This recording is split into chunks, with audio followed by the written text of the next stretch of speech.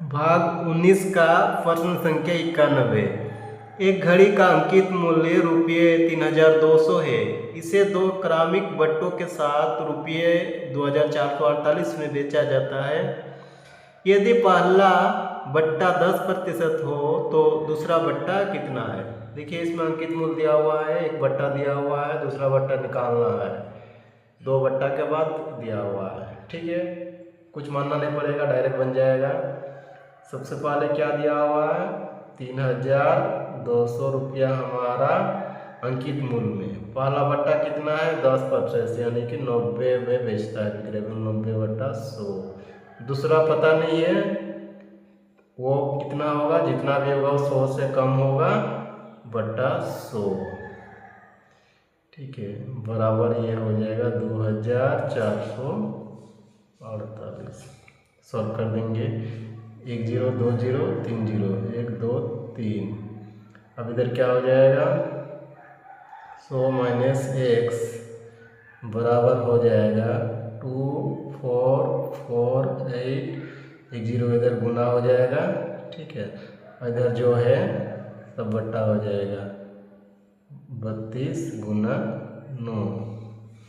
ठीक है, अब ये देखिए कट जाएगा,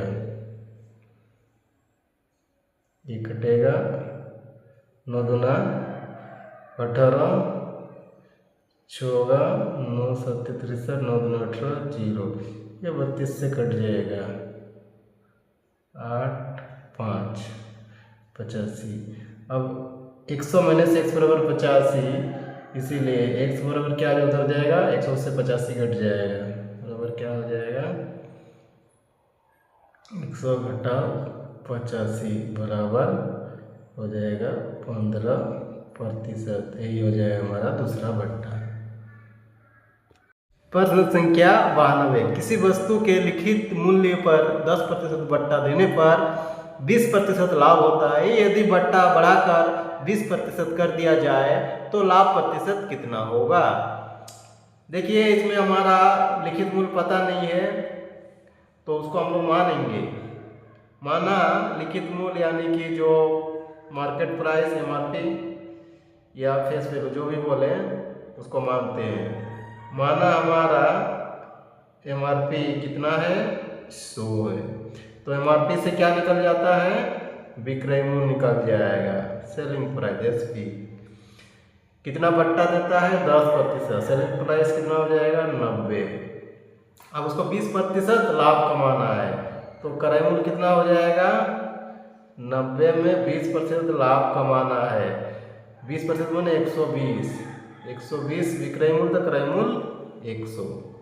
ठीक है, जो निकालना क्रय मूल्य 100 ऊपर गुना कर देंगे, 20% का मतलब 120 में क्रय मूल्य 100, यानी क्रय मूल्य निकालना है, इसलिए उसको ऊपर गुना कर देंगे। 1 0 1 0, ये कटेगा, ये कटेगा, 25 चौके 4 तिया 3 तिया, 25 तिया कितना हो जाएगा, 75।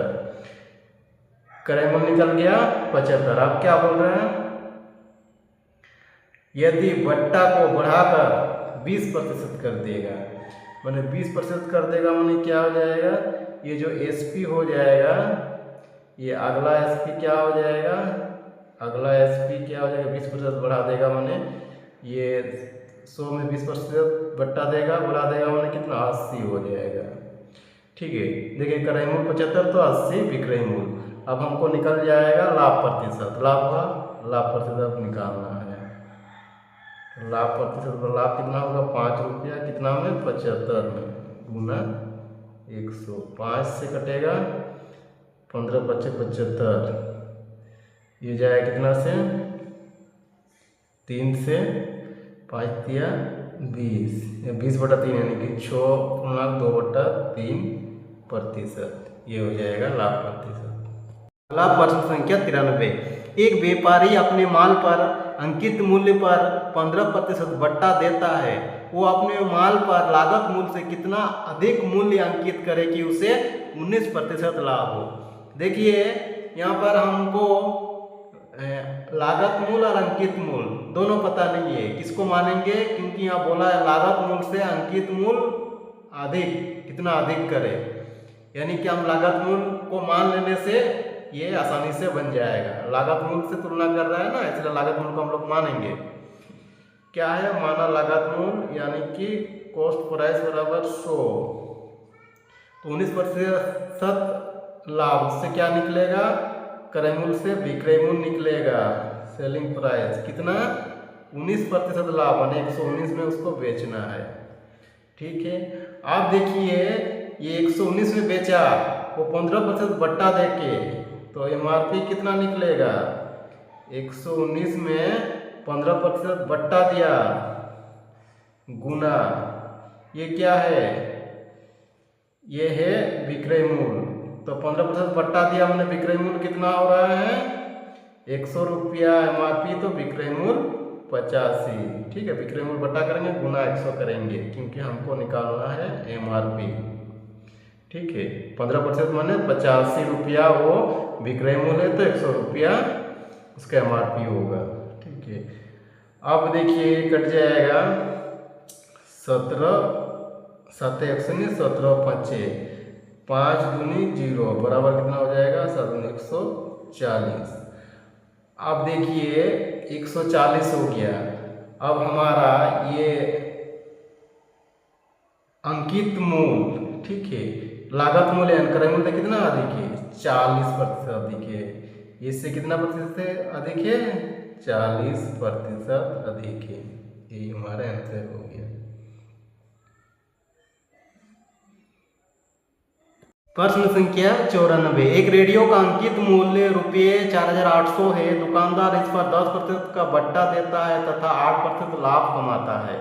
यदि कोई बट्टा ना दे तो उसका लाभ प्रतिशत कितना है। ठीक है, देखिए इसमें एमआरपी दिया हुआ है ना, उसको लिख लेते हैं।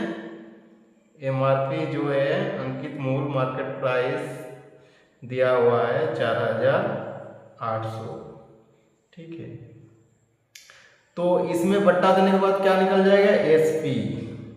हम एसपी निकाल देंगे, एसपी बराबर कितना हो जाएगा, 4800 में कितना बट्टा दिया, 10%, यानी कि 90/100, 1020 1020, 100 गुना कर देंगे। ठीक है, 10 9 8 72, ठीक है, 9 चौके 36 और 7 43 43। ठीक है, ये हमारा विक्रय मूल्य निकल गया। अब उसको 8% लाभ चाहिए, 8% लाभ चाहिए, तो उसका क्रय मूल्य कितना होगा, 4320 में 8% लाभ चाहिए, तो क्रय मूल्य हो जाएगा, ये क्रय मूल्य विक्रय मूल्य, तो क्रय मूल्य कितना हो जाएगा 100, तो उसका विक्रय मूल्य 108। क्रय मूल्य निकालना 100 ऊपर हो जाएगा, क्रय मूल्य 100 तो विक्रय मूल्य 108, विक्रय मूल्य बट्टा हो जाएगा। ठीक है, ये देखिए 8 चौके 32 8 कट, ये 4 से डायरेक्ट कट जाएगा, 4 से 0 बराबर हमारा क्रय मूल्य कितना हो जाएगा, क्रय मूल्य निकल के आ गया 4000।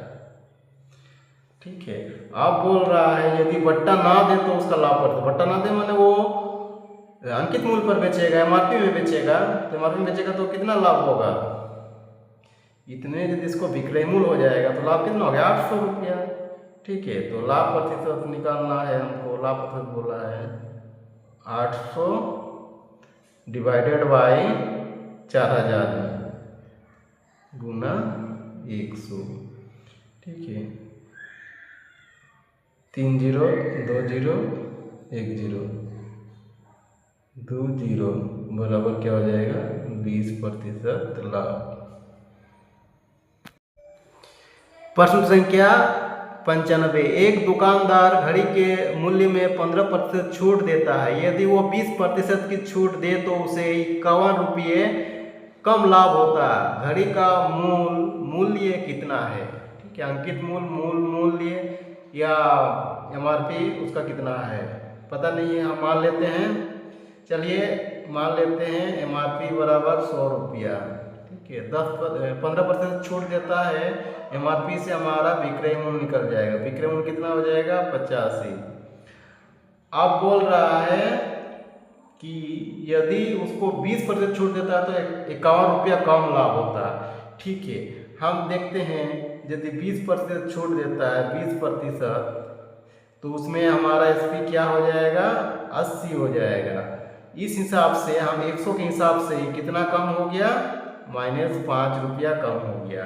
ठीक है, ये कम हो गया, ये कम दिया हुआ है। ठीक है, हमको निकालना क्या है? MRP।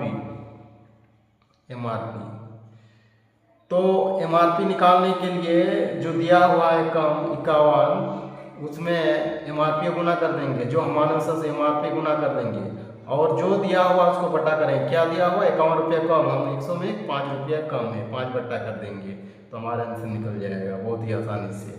5 दूनी 0, अब इसको गुना करेंगे, 2 1 2, 2 5 10, 20, इतना रुपया हमारा MRP